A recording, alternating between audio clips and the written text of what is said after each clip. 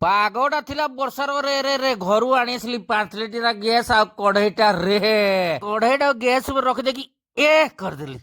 ତାପରେ ଅମୁଲ ଆଉ କଦଳୀଟା ଦେଖି ପାରୁଥିବେ ରେ ଆହା ପାଣି ଦେଇ ଦେଇକି କରେଇରେ ଅମୁଲଟାକୁ କାଟିକିରି ଗରମ କରିଦେଲି ରେ ମାନେ ପୁରା କ୍ଷୀର ଭଳିଆ କରିଦେଲି। ଓହୋ ଅଲଗା ଟାଇପର ଅମୁଲ ପିଇବାକୁ ମତେ ବେଶୀ ବହୁତ ବଢିଆ ଲାଗେ ରେ ରେ ରେ ତାପରେ ଗରମ କରୁ କରୁ କିସ ମନଟା ହେଲାରେ କଦଳୀ ତିନିଟାକୁ ପିଚ୍ ପିଚ୍ ପିଚ୍ ପିଚ୍ କିରି କାଟି ଦେଇକିରି ଚୁପା ଛଡେଇ ଦେଇକିରି ରେ ରେ ରେ ଅମୁଲଟା ସାଙ୍ଗରେ ଗରମ କରି କରି ମିଶେଇ ଦେଲି ରେ ତାପରେ ପୁରା ଘାଣ୍ଟିକିରି ବହଳିଆ କରିଦେଲି ଅମୁଲ ସାଙ୍ଗରେ କଦଳୀ ତିନିଟା ପୁରା ଫ୍ଲେଭରଟା ପୁରା କଦଳିଆ କଦଳିଆର ବାସ୍ନାଟା ଆସିଗଲାଣି ଅମୁଲଟାରେ ବି ସର ପଡ଼ିଗଲାଣି। ତାପରେ ତ ମଟନ କଲିଜା ଆଉ ଚର୍ବି ଟିକେ ବାହାର କରିଦେଲି ରେ ଆଉ ତାପରେ କଲିଜା ଆଉ ଚର୍ବିଟାକୁ କଦଳୀ ଆଉ ଅମୁଲ ଭିତରେ ପୁରା ଗରମ କରିଦେଲି। ତା ସାଙ୍ଗରେ ମିଟ୍ ମସଲା ଟିକେ ଗରମ ମସଲା ଟିକେ ଛିଞ୍ଚି ଦେଲି ରେ